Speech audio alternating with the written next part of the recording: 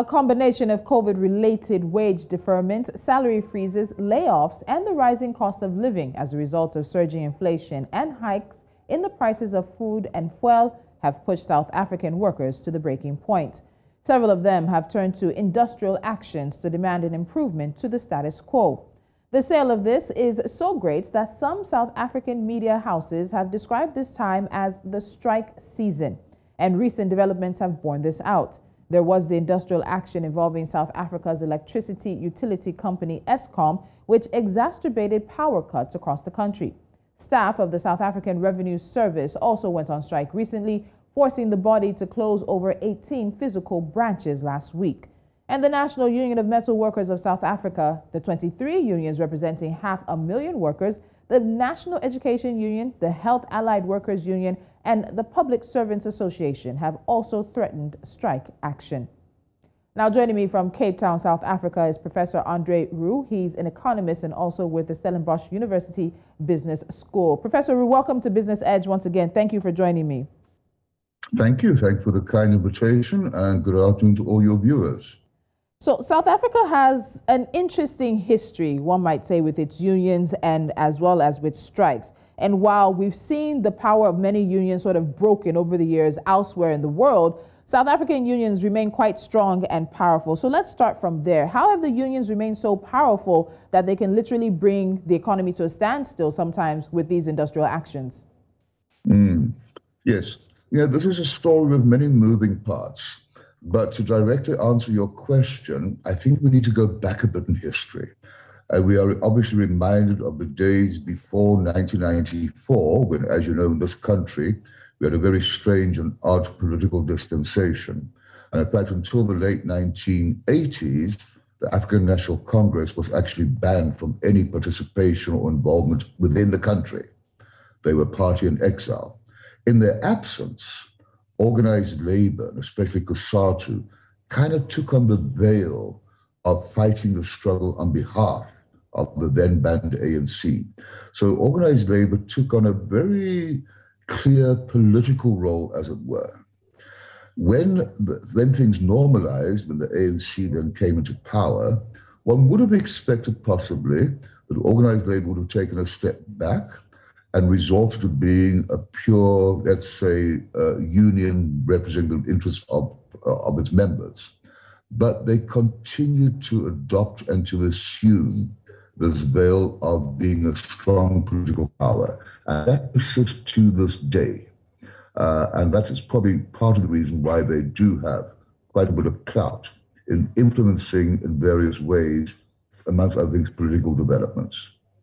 All right, so we know that there are some rules and regulations that actually should govern or do govern how strikes play out in South Africa. And there are even groups of people considered essential workers that are barred by law from actually striking.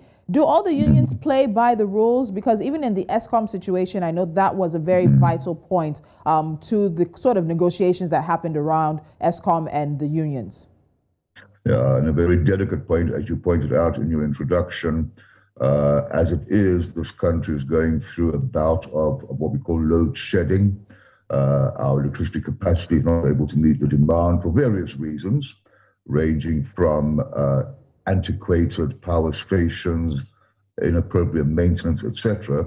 So as it is, we were into a period of load shedding when the Eskom workers went on strike. That obviously exacerbated the situation.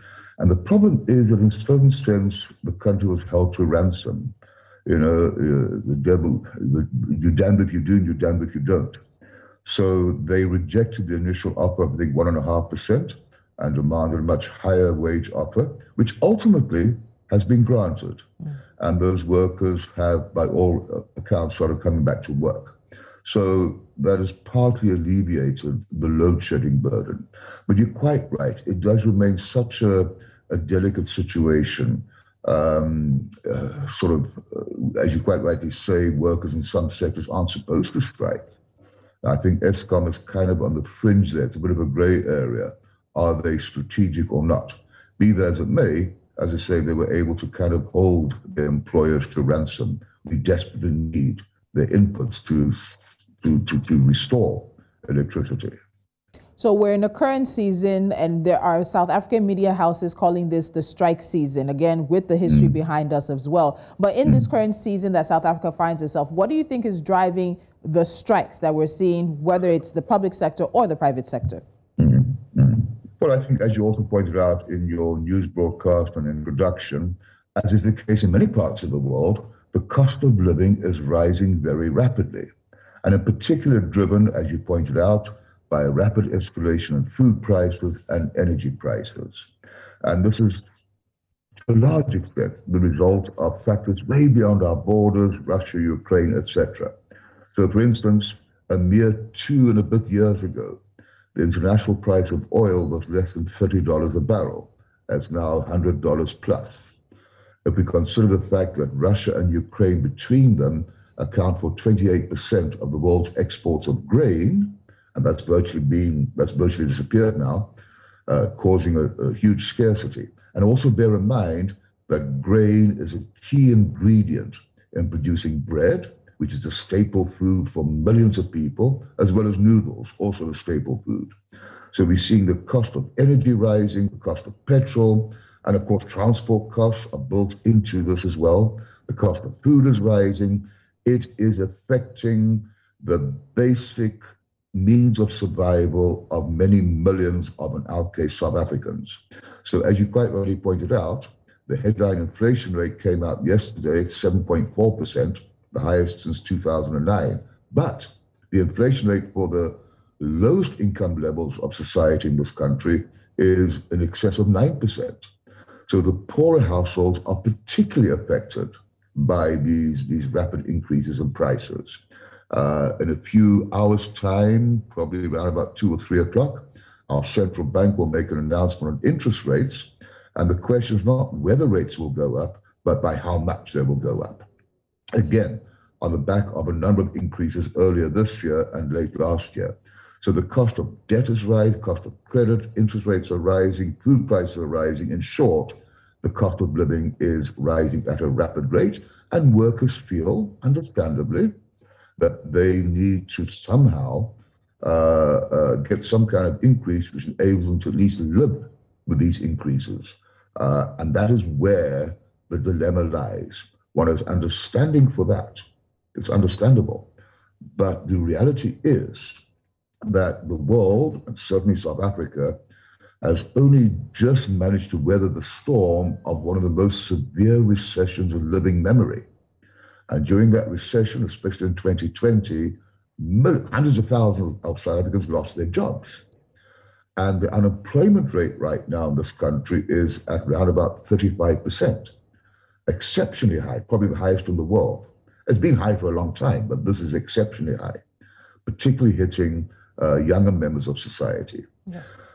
To add to the mix, to make it more complicated, government debt levels have been rising rapidly over the last decade or so, from a low of 26% of GDP to 70% and rising. And part of the problem there is that government has now reached a point where it is borrowing money every year simply to pay the interest on the money it borrowed in the previous year, which it borrowed to pay interest on the previous year. So a large chunk of government's revenue, tax revenue, is going towards interest payments. Another large chunk is going towards paying civil servants. And another large chunk is going towards social security grants, all told 70%. And government has painted itself into a corner. It simply doesn't have the resources to afford to be able to pay any meaningful increase to civil servants. In fact, if the finance minister had any choice, there'll be no increases. So we'll get to that, because I think it's important also with a look at the recession, the high unemployment coming out of COVID and being hit by Russia and Ukraine, to look at the ability of not just the public sector, but also private sector to also pay some of these demands. But do you think strikes are catching? So Eskom staff went on strike, and they, of course, got a 7% increase. The South African Revenue Service, they're asking for, or rather has offered a wage increase of 1.39% in response to strikes. Do you think strikes are catching in South Africa, and that's why it becomes a season? And has it really been used as a successful tool is another reason that the unions continue to employ it? Yeah, well, successful from the point of view of the strikers, probably yes. excuse me, is it contagious? Is it catchy? We have an old saying in this country that says that the private sector workers sort of take the lead from the public sector. So if the public sector workers are able to strike and negotiate an increase of X%, then that becomes a benchmark for the rest of the economy. So yes, it is probably catching. So if we take the current situation, Eskom being given the 7.5% increase, the rest of the public service is being granted 1.5%. If I was a public employee, a civil servant, I would be rather resentful about that and say, well, why should they get 7.5 and I have to be satisfied with 1.5? I'm just as important in the grander scheme of things as Eskom. If I'm really nasty, I would say, so Eskom employees are being rewarded more than we are, despite the fact that the lights are not going on all the time. So yes, I certainly do believe it is catching or contagious, undoubtedly. So now let's look at the revenue and the money conversation around strikes. So as you mentioned, a number of issues that South Africa's economy is facing. It's quite fragile right now. There was also the riots about a year ago, and we spoke to someone from SASRI about how much that affected the economy. There was the flooding also just a few months from before now. So there are a number of things that have continually hit South Africa's economy very hard. Let's look at the public side of things. Where is government going to find the money for these wage increases for these public entities? Well, they don't have the money. That's the point. Certainly not from conventional tax revenue sources, because again, it's a double whammy. Because the economy is growing at barely 1%. If we average it out, that means the tax base is growing by only 1%, which is nowhere near enough to grant these increases. And if government intends stabilizing the government debt, which they do intend doing, that's their intention in the next couple of years, but that is premised on the assumption that the civil servant wage bill will not increase in real terms, which implies a very modest, if any, kind of increase. So if they're going to have to deviate from that and grant higher increases, that government debt level is going to shoot up. And as it is, it's already at unacceptable levels. The possibility of raising taxes in different forms, again, not palatable. As it is, personal income tax rates are exceptionally high. Corporate tax rates are high. Our value-added tax rate is high-ish. That's always a possible avenue for additional revenue, but again, it becomes a political story. The argument is put forward by organized labor, amongst others, that if we were to raise the VAT rate, the value-added tax rate, that would be particularly disproportionately painful for poorer members of society. So politically, that's always one that they try to avoid. There's not much left. So all that remains is borrowing more money, and that we can ill afford to do. I'm afraid that is simply not something that we should seriously contemplate. As I said, government debt as it is exceptionally high, and the money being borrowed is being spent for all the wrong reasons. It's being spent to finance current spending. So I can't believe that government isn't aware of all these factors that you've laid out. And even though we have a current strike ongoing and there's another strike being threatened as well, it ends up being a conversation where it seems government agrees to conditions that it cannot meet, or conditions it's going to be unable to meet in the long term. We don't know how long the Russia-Ukraine crisis will last. And we also know, of course, that they recently removed a bit of the I guess, the leeway that was granted to South Africans with the fuel levy as well, and that will be fully removed in August. So yet another level of increase and, of course, the burden that will be added to South Africans. So what do you think about that in terms of the fact that government knows very clearly there's no money to give maybe 7% to Eskom workers and maybe 1.3 something to SARS workers? What do you make of that? Is it just to get them back to work and pushing the can down the road? Yeah, I think the Eskom one was a very special situation, unfortunate circumstances. I think government is going to be really tested now regarding their ability and their will to resist the demands now by civil servants. They certainly know the reality. The question is, are our employees aware of or sympathetic towards the plight of government? And again, one can understand from their point of view, they are saying, well, the cost of living has risen exceptionally quickly, and we've had very limited, modest increases for a couple of years. We've been patient, we've been tolerant, we've been flexible. Now, we can't stand this anymore. We can't survive these rapid increases in prices. Excuse me. But again, one has to look at another angle. I do beg your pardon. And that is, I'm always concerned about the 8 million odd people who don't have a job at all. And if anything, every time workers are granted increases, that makes the non-workers, the unemployed, from an employer's point of view, even less attractive. There's an even greater inclination by businesses to not employ people, but to start replacing people with automation, with machinery, etc. So in many ways, we could argue that the employed, if they succeed in getting these increases, are doing so at the expense of the unemployed, of the poorest of the poor. There's another angle that needs to be considered. So what about the private businesses? We know that there were a few ongoing strikes as well. The Impala Platinum Mine is one of those that comes to mind. In terms of private businesses, they're also being asked to increase wages or at least give some kind of cost of living allowance. Where are they expected to find the money as well? Because they're also feeling the impacts of the current both South African economic situation as well as the global supply chain and economic situation there. Yes, yes. It also does differ from sector to sector. The last couple of years or last year or so, we have seen actually commodity prices doing quite well. And so for the first time in quite some time, our gold mines and platinum mines are doing all right in terms of profit margins. They could possibly afford an increase. The problem lies with those outside the mining sector, where, as you quite rightly say, they're coming off the back of the severe recession. Business was very slow 2 years ago, picking up a bit last year, but still no great shake, still muddling along.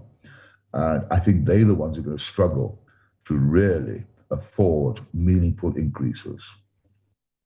All right. Finally, Professor Roux, before I let you go, you mentioned, of course, in terms of sort of what it costs when you add more to the wages of other workers and you make it a bit more difficult to bring people in. But in a larger context, what do these strikes cost the South African economy? With the Eskom situation, as we saw, we went to stage 6 load shedding, which has exacerbated the situation, and meaning layoffs and possibly companies also shutting down. But in the larger context, what do these strikes and this kind of strike season cost the South African economy? Yeah, well, I can't give you a number, but when trying to answer such a question, one could do calculations for each sector, each organization. But over and above the direct costs, one also has to consider the indirect cost, almost the emotional cost, the reputational cost. It does not put us in the right, it casts us in a bad place in the view of international investors. It gives them another reason to reconsider or to think twice before investing in the country. And that is, in the long term, perhaps an even bigger cost. As it is, they might be becoming more reluctant.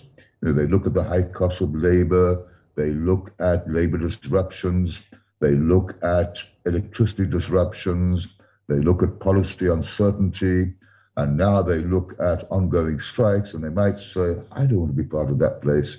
Let's rather move our business to a country or a region where it is far more friendly, as it were, with regard to big business. So I think, I don't have a number for you, but those indirect costs are probably even more damaging than the direct costs. Okay, so I was wrong. I actually still do have one more question for you. So let's look at the solutions rather, because it'd be good to end with some suggestions out there. And one of those suggestions has been that South Africa should add more items to its zero list. And this is the list where there are essential products that are exempt from the VAT, the value added tax, and that would include items like brown bread, dry beans, and lentils. What do you make of that suggestion? Then what do you think South Africa can do? You've mentioned the social relief grants, but that's also added to the burden for government. Is there a way for government to help? We've seen Ghana give a sort of a living wage increase for public sector workers. We've seen others do some kind of fuel subsidy. We've seen Kenya as well attempt. What can South Africa do? Yes, I mean, there are various options. One's got to distinguish between short-term and long-term. So we have seen, for instance, when COVID hit us, the so-called lockdown hit us, that unemployed people were given a modest grant, but nonetheless a very important one of 350 Rand a month. But that is not sustainable. I mean, sooner or later, that will have to be scrapped. The long-term solution is, of course, that labor needs to be more productive, more efficient, and therefore more attractive to employers. So if a worker is granted, let's be silly, if a worker is granted a 20% wage increase, and at the same time that worker's productivity rises by 20%, that's fine. That's no problem. Because it means that the real cost of labor remains the same. The problem is our productivity increases, labor productivity increases are averaging barely 1% a year, whereas wage increases are more than 1%. That's where it becomes problematic. So the long-term solution is to enhance productivity, which in turn requires the right kind of education, the right kind of skills, the appropriate education and skills for what the marketplace wants. Labor has to make itself more attractive, more enticing to employers. And to do that, you have to put across this message of being willing to work, being efficient, willing to improve that efficiency and become a meaningful, efficient production factor rather than, for instance, machinery. That's a long-term solution. Any short-term solution is going to cost somebody money. And that means it's going to cost South Africans money in the long run as well. Professor Andre Roux, thank you so much. We will, of course, be touching base. We know a number of things are sort of up in the air with South Africa's economy now. We look forward to having those conversations. Thank you. Thank you very much. Goodbye. The season known as strike season is on in South Africa, and as my guest has said, there are both direct and indirect costs, especially at the time when the country is coming out of a recession, trying to get its feet from COVID-19 and also feeling the effects of the Russia-Ukraine crisis like many of us on the continent. You're watching Business Edge. Up next is international business news. That comes up after the break.